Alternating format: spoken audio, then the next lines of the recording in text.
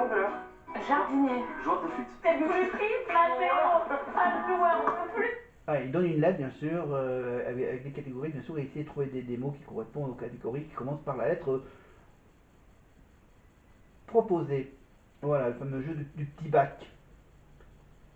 Allez, on termine, on avance un peu sur le magnéto de la Starac Mix. Ah, après Camilou, il y a, bien sûr, à côté de Camilou, il y a l'arrivée d'un certain Pachi. Je vous aurais bien vu au château. Ah, bah, Ah, Nikos aurait bien vu Camilou à la Starac. j'adore. Bah, Mais je bon. les trouve tous géniaux en plus. Vous êtes trop géniaux tous. Vous êtes trop beaux, quoi. Regardez à côté de vous, c'est Patrick qui nous a rejoint. Il a passé aussi de belles semaines. Non mais là il y a une faille spatio-temporelle. Je veux dire, vous êtes là, les profs sont là. Enfin, on est revenu en 2002, 2003, C'est un 2004. truc de dingue, hein. Et c'est pas terminé, vous allez voir. Pachi, bien sûr, c'est la saison 3. Évidemment, Pachi, le basque. Évidemment, avec ses chansons reprises en version basque. Évidemment, avec bien sûr, avec son duo et avec Sofia sur la chanson Panne d'essence. Évidemment, et voilà, la Starac 3. Et là, on est avec quoi? Il était une fois un château qui abritait une école pas comme les autres. C'est en l'an 2001 qu'il avait accueilli les premiers académiciens. L'une d'entre eux avait conquis l'amour du public avec un engin un peu particulier. Elle s'appelait Jennifer. Et là, donc, c'est un petit medley des meilleurs moments historiques de la Starac, donc, avec Marine et Julie. Évidemment, la Harley Davidson, sauf que là, elles sont pas toutes seules sur leurs deux motos. Parce que devant elles, il y a deux personnes qui ont un casque. On ne peut pas voir leur visage, on peut juste reconnaître, évidemment, pour une, la coiffure, et pour l'autre, sa façon de s'agiter. Voilà, je connais la réponse. Évidemment, pour Marine, évidemment, celle qui se cache devant Marine, c'est Alexa Laroche-Joubert. Et pour la moto de Julie, bien sûr, ce n'est autre que l'ancienne élève de la Starac, ça doit être Emma. La réponse tout de suite, évidemment, un extrait de la Harley Davidson reprise culte, voilà ce que je vous ai dit tout à l'heure avec Jennifer et son foutu costume sexy à l'époque. Que m'importe de mourir les cheveux dans le vent.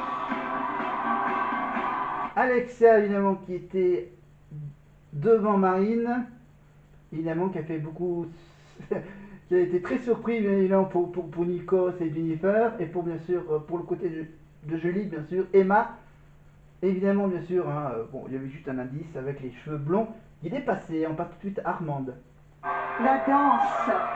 Les élèves travaillaient nuit et jour pour nous offrir chaque samedi un show exceptionnel. Et bien que pas encore professionnels, les élèves de la saison 2 nous ont offert des shows cultissimes.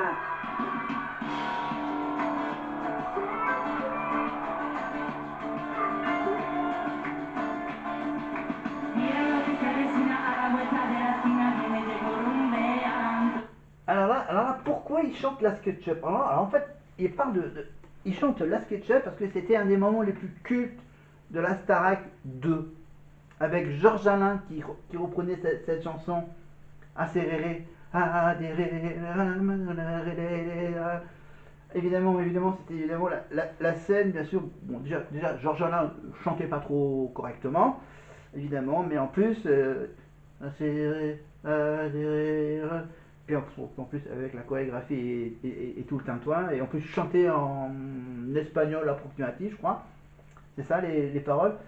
Donc la SketchUp, donc voilà, c'était bien sûr la célèbre scène de Georges Alain. Donc voilà, vous tapez Georges Alain, la SketchUp, c'est peut-être facilement retrouvable sur YouTube. On enchaîne avec Kamel. Des grands moments d'émotion, des prouesses vocales. Les académiciens sont de véritables caméléons qui se sont essayés à tous les styles. Et chaque année, ils avaient la joie de se retrouver sur leur hymne. Comme la saison 3 qui a fait ça, Bamba!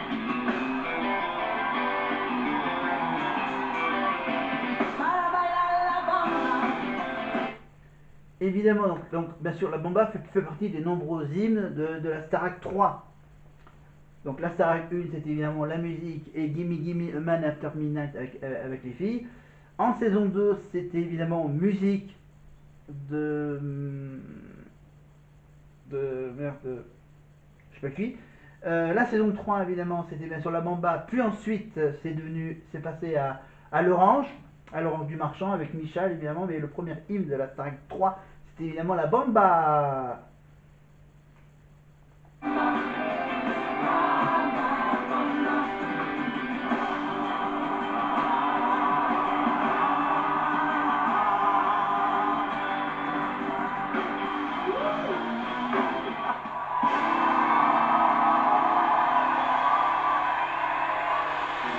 Et on finit avec Mathieu Gonnet évidemment, donc là ça concerne la saison 4.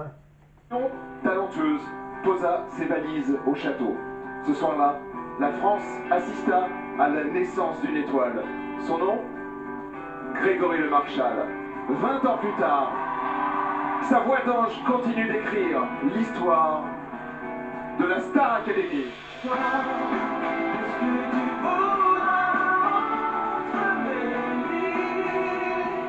Et là donc on retrouve les anciens de la Starac. Oda, Francesca, Karima, Lucie, Sofiane, je crois qu'il reste encore, oui, Sandy. Et là il n'y avait pas encore Mathieu Johan, bien sûr, qui sera là, bien sûr, qui sera là pour les envoyés spéciales de la demi-finale et de la finale. Et donc là, Mathieu qui a été remplacé par un qu'on a du mal à reconnaître. C'est pas Enrique. Non, c'est Enrique, non? C'est pas Enrique, je sais même plus. Allez, pour écrire l'histoire, on écoute juste un petit bout de ce tout premier tube de Grégory. Un clip, bien sûr, tourné dans une salle de cinéma. Voilà, pour retrouver le clip.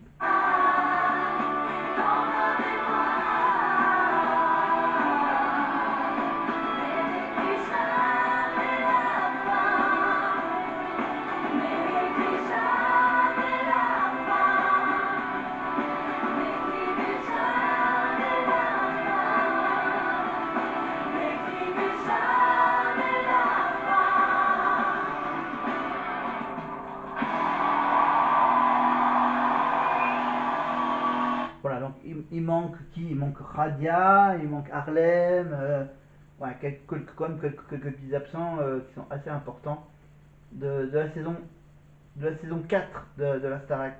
En fait, on a été émus. Ah là là, ma chère Marlène, vous êtes fière de votre promotion? Mais Nico, c'était pas la semaine passée, le problème des surprises? Là, il y en a trop, j'étais pas prête, mon petit cœur n'était pas prêt. Ça, c'est tout le staff de la production. Hein. C'est toutes les semaines, ils nous font des surprises. Malika, la Bamba, c'est Yéyé. Est-ce que vous avez compris pourquoi ces tubes ont été écrits pour Alexia Laroche-Joubert? Exactement, Alexia, on sait que vous adorez danser. D'ailleurs, on vous a vu vous amuser. Bah écoutez, on a pris un plaisir énorme à préparer ce medley au château et ils ont ramené ce plaisir sur le plateau. Et je voulais vous dire merci à tous pour cette semaine magique. C'était génial. Merci. Non mais impossible de faire un prime quand on parle de l'histoire de la Starac sur Alexia Laroche-Joubert. Figure emblématique évidemment de cette émission, à tous les niveaux d'ailleurs, pas seulement devant la caméra. Non mais je voulais faire un petit clin d'œil, et ce qui est drôle c'est qu'Amel m'appelle cette semaine et me dit mais t'es pas là samedi? Je dis bah non, je suis pas là.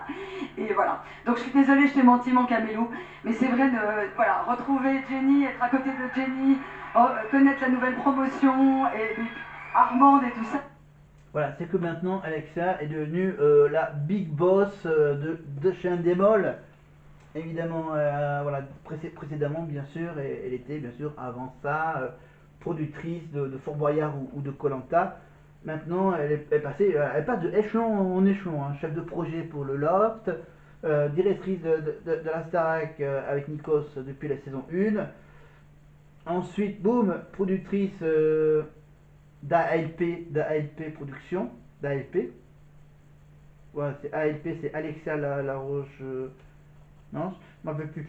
Elle avait utilisé son nom pour donner le nom de sa prod, et maintenant, bien sûr, ça a été racheté par Endemol, et maintenant, bon, maintenant elle dirige tout Endemol, c'est-à-dire tous les programmes, le jeu de Crashman à midi, Le jeu de Bruno Guillon, chacun son tour, c'est aussi un démol, enfin Banigé, grosso modo, et bien sûr, Cyril Hanouna, c'est également produit par Alexia Joubert, et tout ça, et plein. Voilà, et donc, voilà, elle arrive de temps à autre à trouver un petit créneau dans son emploi du temps hyper chargé de grosses patronnes pour venir faire la surprise à ces émissions cultes, évidemment, la Starac, par exemple. Voilà, et oui, également la surprise de retrouver Emma. Voilà. Ça fait beaucoup plaisir à Maceo. Voilà, très ému. Même si du coup, Maceo, bien sûr, se trouve également du côté des nominés qui risquent d'être éliminés. Mais maintenant, je crois que c'est la fin de la première partie de ce prime des anciens, évidemment, à suivre. Donc, dans 48 heures, la suite de ma vidéo, donc, de revenir sur la deuxième partie, sur la suite de ce prime, bien sûr, avec entre autres la chanson inédite écrite par Grégory Le Marchal, Et si tu sens. Voilà. Donc hop, on va déclencher la lecture. Voilà.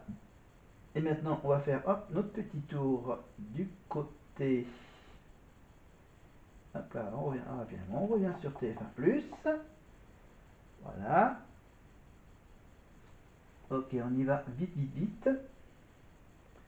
Tac. Ok, c'est pas grave, on fera le hop là plus tard. On fera le bleu plus tard. D'accord, ok. Alors direct, voilà, direct. On va directement voir le petit flashback de la Starac. Et on est sur quelle saison? Ok.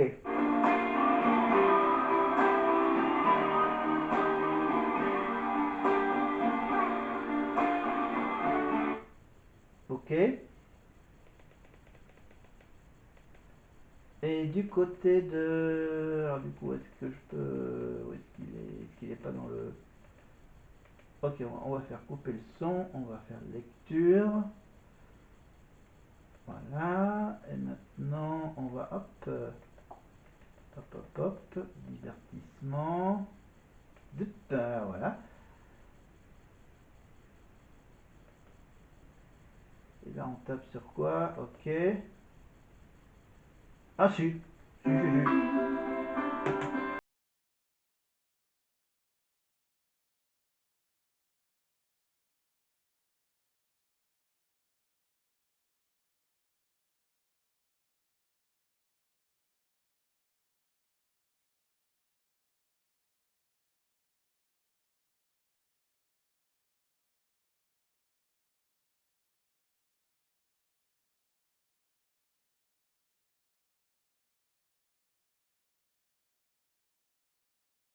Et hop, on est retourné en 2007. Évidemment, La Voix d'un ange, c'était le prime caritative de la Starac, évidemment, avec le 3280, bien sûr, dont, bien sûr, les dons sont reversés intégralement à l'association Grégory Le Marchal, qui était à peine créée il y a quelques mois de cela.